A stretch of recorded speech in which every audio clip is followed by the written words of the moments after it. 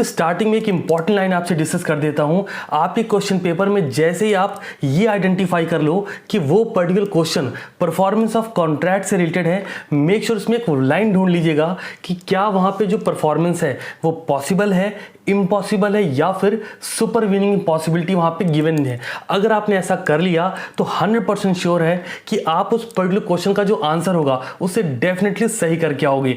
So hello everyone, welcome back. आज के इस वीडियो में हम बात करने वाले हैं इंडियन कॉन्ट्रैक्ट एक्ट की सबसे बड़ी यूनिट परफॉर्मेंस ऑफ कॉन्ट्रैक्ट के बारे में। सर सबसे बड़ी और सबसे ज्यादा इंपॉर्टेंट यूनिट है। सर बड़ी क्यों है? बिकॉज आपने अगर अपना मॉड्यूल एक बारी देखा होगा तो आपके मॉड्यूल में इस पर्टिकुलर यूनिट से टोटल 11 टॉपिक दिए गए हैं। सर 11 टॉपिक, बट जब मैं यहाँ बात कर रहा हूँ तो थोड़ा सा इन डेप्थ एनालिसिस करेंगे और ये देखेंगे कि टोटल इसमें 16 टॉपिक हैं जो आप लोग को इस पर्टिकुलर यूनिट से कवर करने हैं। अब देखो यार, परफॉर्मेंस ऑफ कॉन्ट्रैक्ट की बात आएगी तो इससे पहले की जो भी यूनिट है, आज सुबह की वीडियो आप लोगों ने देखी होगी जहां मैंने बताया था बैकलॉग कैसे कवर करना है। तो क्योंकि ये रिलेटेड टॉपिक होंगे तो पहले वो टॉपिक आपको पहले से पता होने चाहिए जो भी इसके पहले यूनिट डिस्कस हुई हैं।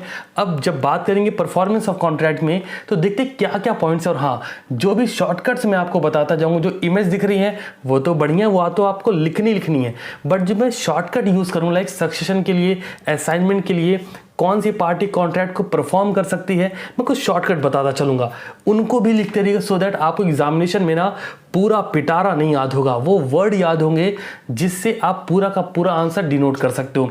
चलिए स्टार्ट करते हैं सबसे पहले पॉइंट से जो हमारे पास अवेलेबल है। सबसे पहला point sir performance of contract की बात करते हैं। देखिए मैंने आपको बोला 16 पॉइंट है, डिस्कस करूंगा कौन कौन से हैं। सबसे पहले बात कर लेंगे परफॉर्मेंस ऑफ कॉन्ट्रैक्ट की। देखो एक सिंपल सा वर्ड है यहाँ पे, परफॉर्मेंस ऑफ कॉन्ट्रैक्ट मतलब जो दो पार्टीज आपस में वैलिड एग्रीमेंट कर रही हैं और वैलिड एग्रीमेंट के साथ वैलिड कॉन्ट्रैक्ट बना रही हैं, तो दोनों ही पार्टीज पे अलग अलग ऑब्लिगेशंस पेंडिंग है। दैट मीन्स मान लो एक प्रॉपर्टी डीलर है, वो बोलता है कि मैं आपको प्रॉपर्टी देने के लिए रेडी हूं, तो इसकी ऑब्लिगेशन, इसका काम है प्रॉपर्टी ट्रांसफर करना, पोजीशन ट्रांसफर करना, और जो बायर है उसका काम है उस पर्टिकुलर प्रॉपर्टी के लिए जो भी पेमेंट ड्यू है उसको पेमेंट करना। समझ आ रहा है?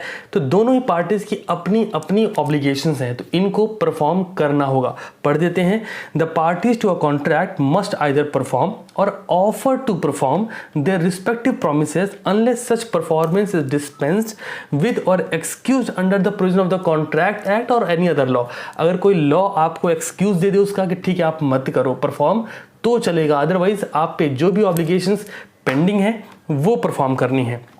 अब सर बाय होम कॉन्ट्रैक्ट में भी परफॉर्म, वो लास्ट वाला पैरा आप देख लेना। अब सबसे इंपॉर्टेंट पार्ट आता है कॉन्ट्रैक्ट कौन परफॉर्म कर सकता है। तो एक बार जल्दी से चेक करते हैं कॉन्ट्रैक्ट कौन कौन परफॉर्म कर सकता है। सबसे पहला प्रॉमिसर हिमसेल्फ, बट ध्यान रखना अगर यहाँ पे प्रॉमिसर की डेथ होती है तो उसका जो लीगल रिप्रेजेंटेटिव है वो कॉन्ट्रैक्ट परफॉर्म करेगा। लिख लो इसको, जो लीगल रिप्रेजेंटेटिव है कॉन्ट्रैक्ट परफॉर्म करेगा, एक्सेप्ट अगर वहाँ पे किसी पर्सनल स्किल की बात हो रही है तो वो परफॉर्म नहीं करने वाला। एग्जाम्पल के लिए एक डॉक्टर से हार्ट की सर्जरी करानी है, हार्ट का ट्रांसप्लांटेशन होना है ना, अभी हार्ट एक्सचेंज होना है मान लो, और वो डॉक्टर उस ऑपरेशन से पहले पहले उसकी डेथ होती है। यहाँ पे पर्सनल स्किल है, अगर उसकी डेथ होती है तो क्या इस सिनेरियो में सोच के देखो, इस सिनेरियो में उसका बेटा, उसकी वाइफ, उसकी बेटी, कोई भी वो ऑपरेशन कर देंगे क्या? नहीं। तो यहाँ पे कॉन्ट्रैक्ट परफॉर्म नहीं करना है किसी भी लीगल रिप्रेजेंटेटिव को।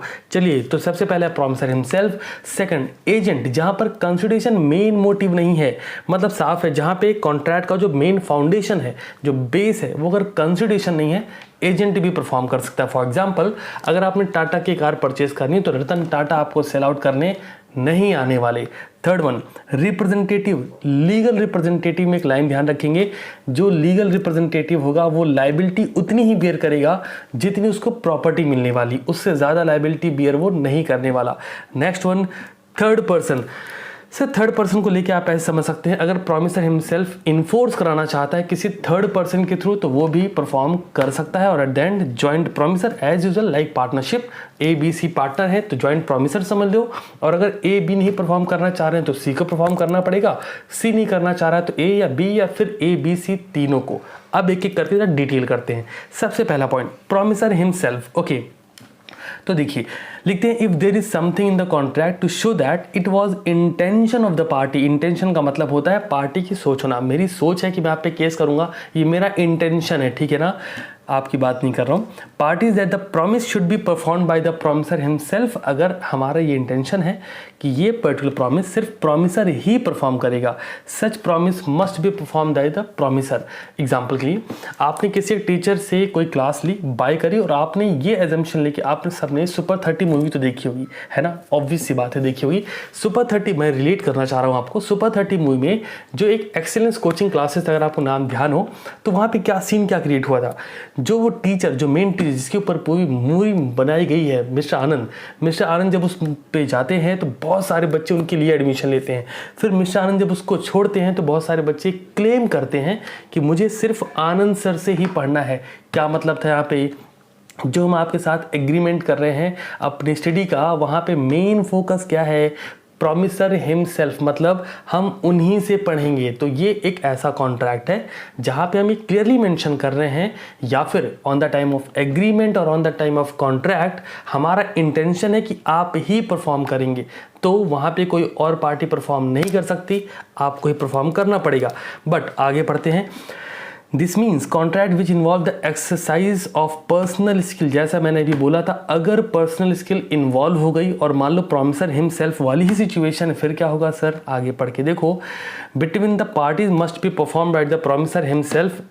सिंपल है, अगर पर्सनल कॉन्फिडेंस, पर्सनल स्किल की बात हो गई तो यहाँ पे उसी को परफॉर्म करना है। अच्छा, अगर वो परफॉर्मेंस से पहले उसकी डेथ हो गई फिर तो ऑब्वियस सी बात है यहाँ पर कोई और उसका लीगल रिप्रेजेंटेटिव परफॉर्म नहीं कर सकता। सेकंड पॉइंट, सर एजेंट भी परफॉर्म कर सकता है। अब स्टेटमेंट क्या दिया था, where personal consideration is not the foundation of the contract. अगर कॉन्ट्रैक्ट का पर्सनल कंसिडरेशन बेस नहीं है तो एजेंट परफॉर्म कर सकता है। एग्जाम्पल के लिए आप कोई कार बाय करते हो, कोई बाइक बाय करते हो, तो जो पर्सन, जो सेल्स एजेंट आपको सेल कर रहा है, उसको प्रॉफिट नहीं मिलने वाला, उसको सैलरी या कमीशन मिलेगा, क्लियर है ना।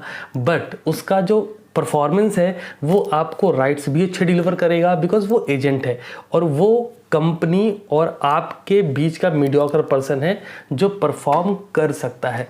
Third one, representative. अभी रिप्रेजेंटेटिव कब आता है यार, ऑब्वियस सी बात है ना, पढ़ के चेक करते हैं। देखो, a contract which involve the use of personal skill, ये तो पहले भी डिस्कस कर चुका हूँ, आपको कहीं लिख लेना है। Contract which involve personal skill dash करके need to be perform by promisor himself. सिर्फ प्रॉमिसर ही परफॉर्म कर सकता है, कोई थर्ड पार्टी, कोई लीगल रिप्रेजेंटेटिव उसको परफॉर्म नहीं करने वाला। ओके, तो पैराग्राफ जो चेंज हुआ वहाँ से देखिएगा। As regard any other contract, the legal representative of the deceased promisor are bound to perform it unless a contrary intention appear from the contract. But condition है, ध्यान से पढ़िए, their liability under a contract is limited to the value of the property they inherited from the deceased. मतलब mister x की death होती है, mister x से अगर 70,000 की प्रॉपर्टी उसके बेटे को ट्रांसफ़र होती है तो उसका बेटा जो लाइबिलिटी लेने वाला है वो 70,000 रुपीज़ तक ही लेगा, उससे ऊपर नहीं लेगा। नहीं तो बोल देगा मैं इनका बेटा ही नहीं, जाओ ले जाओ प्रॉपर्टी। क्यों भाई, 7 लाख की तुमने केस लगा दिए, प्रॉपर्टी है 70,000 की, तो क्यों बेटा बनना पसंद करेगा, वैसे पर्सन तो बचा नहीं वो, है ना। लीगली हम बात कर रहे हैं यहाँ पे। नेक्स्ट पॉइंट की बात, इमोशनल मत होना, नहीं सर ऐसे कैसे, है ना। नेक्स्ट पॉइंट की बात करते हैं, third person. Okay, where the promisee accept performance of the promise from a third person, he cannot afterward enforce it against the promiser. अगर promisee ये बोलता है कि कोई बात नहीं जी, थर्ड पर्सन परफॉर्म कर दे, हमें चलेगा, हमें कोई दिक्कत नहीं है, तो आफ्टरवर्ड्स कुछ वक्त बाद आप ये नहीं कह सकते ना जी ना, प्रॉमिसर को ही परफॉर्म करना पड़ेगा, ऐसा आप बाउंड नहीं कर सकते प्रॉमिसर को, because on the time of agreement आप एग्री कर गए थे कि ठीक है जी कोई थर्ड पर्सन भी परफॉर्म कर सकता है, हमें कोई प्रॉब्लम नहीं है। लास्ट पॉइंट की बात करेंगे, जॉइंट प्रॉमिसर। इस पर बहुत ज़्यादा डिस्कस करने लायक नहीं है, सिंपल लैंग्वेज में कोई लीगल रिप्रेजेंटेटिव हो सकता है, कोई हायरर हो सकता है, कोई थर्ड पार्टी हो सकता है, कोई भी वो पर्सन जो जॉइंट प्रॉमिसर के साथ है। ABC जॉइंट प्रॉमिस में है तो AB, DB या CB कोई भी परफॉर्म कर सकता है। A की डेथ हो गई तो ए का लीगल रिप्रेजेंटेटिव और बी सी परफॉर्म करेंगे। ए बी की डेथ हो गई तो ए और बी के लीगल रिप्रेजेंटेटिव और सी परफॉर्म करेंगे। सब मर गए तो सब के लीगल रिप्रेजेंटेटिव परफॉर्म करेंगे, but at the and perform तो करना पड़ेगा। क्लियर? चलिए अब बात करते हैं सक्सेशन एंड असाइनमेंट की। देखो इसको इन डेप्थ में जाऊं उससे पहले एक छोटा सा शॉर्टकट नोट करो। सक्सेशन में डैश करके लिखो एसेट्स या property and liability, assets and liability both. Succession में नोट करो एसेट्स लायबिलिटी बोथ, ठीक है ना। और जब बात आएगी असाइनमेंट की तो वहाँ नोट करो only for assets, liability cut मार दो। अब समझाता हूँ इसका मतलब क्या है, ठीक है। ओके, सक्सेशन की जब बात आएगी, when the benefit of a contract are succeeded to by process of law, जब आपको बेनिफिट सक्सीड करा जाएगा, then both burden and benefit attaching to the contract में some time devolve on legal heir. जो लीगल हायर होगा उसको benefit भी मिलेगा और बर्डन भी मिलेगा, किस में? सक्सेशन में। बट जैसे असाइनमेंट की बात आएगी, एग्जाम्पल यार हम आपको कुछ असाइन करना चाहते हैं तो आप लायबिलिटी लेना चाहोगे क्या? ऑब्वियस सी बात है नहीं ना। तो हम आपको ज़्यादा क्या असाइन कर सकते हैं? बेनिफिट असाइन कर सकते हैं। और आपको वहाँ बुरा लगेगा? नहीं लगेगा। आपने क्वेश्चन पेपर में क्वेश्चन रीड करा, पूरे क्वेश्चन में ढूंढना है। सक्सेशन की बात हो रही है, असाइनमेंट की बात हो रही है। कई बार क्या होता है ना, लीगल वर्ड यूज़ कर दिया उन्होंने सक्सेशन। अब आपको अगर इसकी मीनिंग पता है कि सक्सेशन में बेनिफिट बर्डन दोनों जाता है तो आप मस्त आंसर लिखोगे।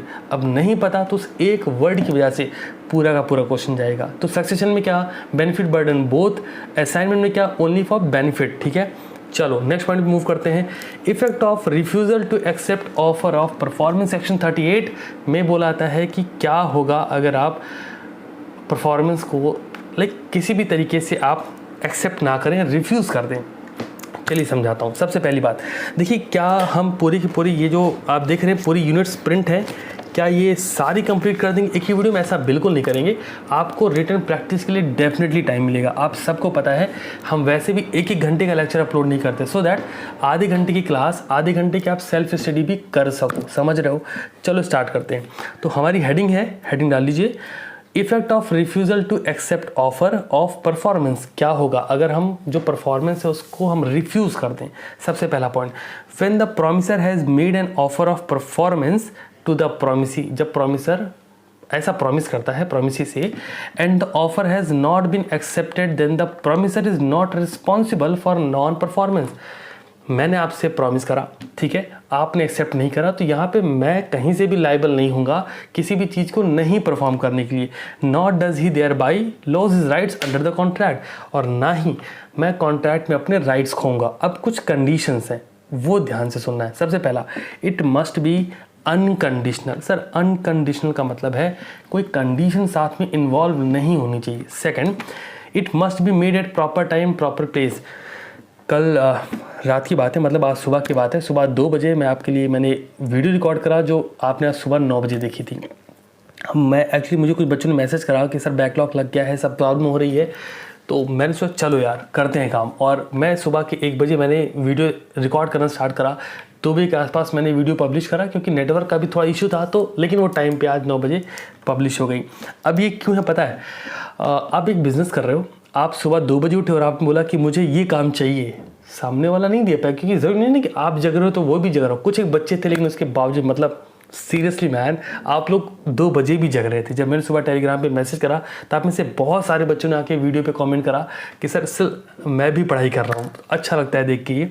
So proper time proper place होना चाहिए। जैसे आप हड़प्पा सभ्यता में पहुँच जाओ और वहाँ से बोलो कि मैं यहाँ से सिग्नेचर करूँगा, गलत बात है ना। सुबह 2 बजे उठ जाओ और आप बोलो बिजनेस के लिए हमें तो अब साइन करना है, कॉन्ट्रैक्ट बनना है, तो आओ नहीं तो जाओ। तो प्रॉपर टाइम का मतलब होता है बिजनेस आवर, प्रॉपर प्लेस का मतलब होता है बिजनेस की location, if anything not mention your questions, otherwise एक प्रॉपर लोकेशन। ठीक है, बढ़ते हैं आगे। If the offer is to deliver anything to the promisee must have reasonable opportunity to check the goods. अगर उस ऑफर में कुछ भी प्रोमिसी को डिलीवर करने की बात की जा रही है तो प्रोमिसी को इतना टाइम दिया जाए कि गुड्स को चेक कर ले। ऐसा नहीं होगा कि आप पहुंचो, नहीं पहले पैसा दो ये वाला काम नहीं। आखिरी point, an offer to one of the several promisee will have same legal consequences as an offer to all of them. सबको मिल रहा है तो ये प्रॉब्लम रहेगी। लाइट चली गई यार, एसी नहीं काम कर रही है। ओके, नेक्स्ट की बात करेंगे, effect of refusal of party to perform promises.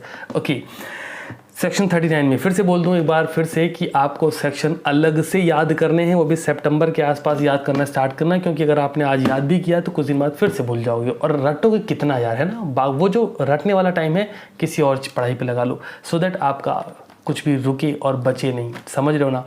चलो बात करते हैं इसकी, और फिर इसके बाद एक पॉइंट और डिस्कस करेंगे। Effect of refusal of party to perform promises. क्या इफेक्ट होगा अगर प्रोमिस परफॉर्म करने से मना कर दे। सबसे पहले when a party to a contract, party कौन, एक प्रॉमिसर एक प्रॉमिसी, ठीक है।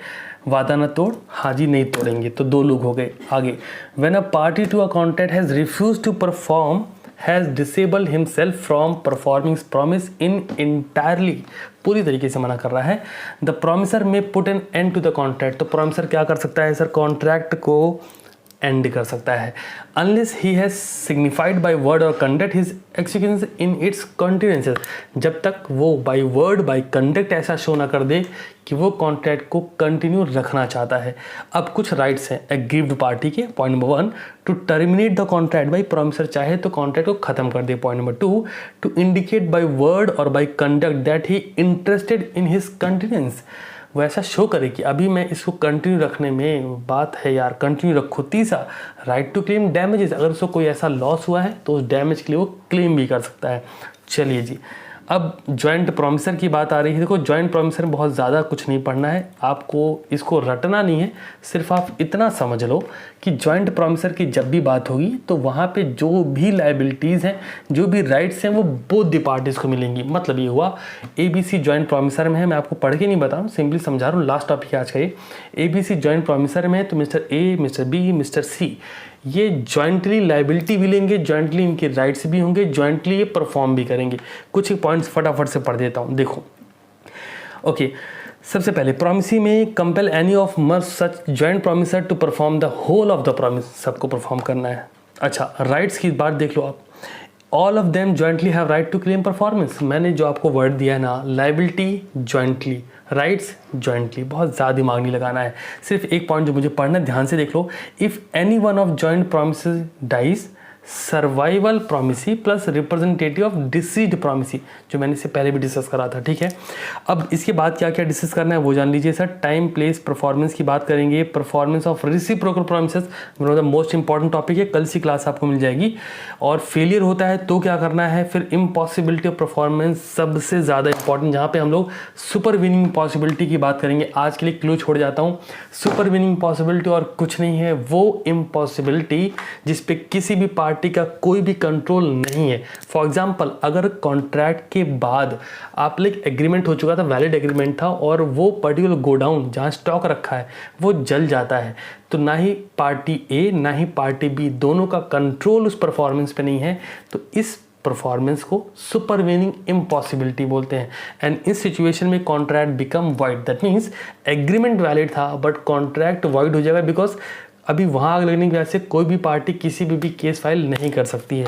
चलिए, मिलता हूँ कल सुबह आपसे नेक्स्ट क्लास में, और तब तक के लिए शानदार रहिए। और हाँ, एक काम ज़रूर करिएगा, मॉड्यूल उठाइएगा, जो भी टॉपिक पढ़ाए हैं मॉड्यूल से एक बार रीड कर लीजिएगा, और जो भी आपने देखा है वीडियोस में उनको लिख के प्रैक्टिस करिएगा। चलिए, सुबह मुलाकात होती है, तब तक के लिए शानदार रहिए और पढ़ते रहिए।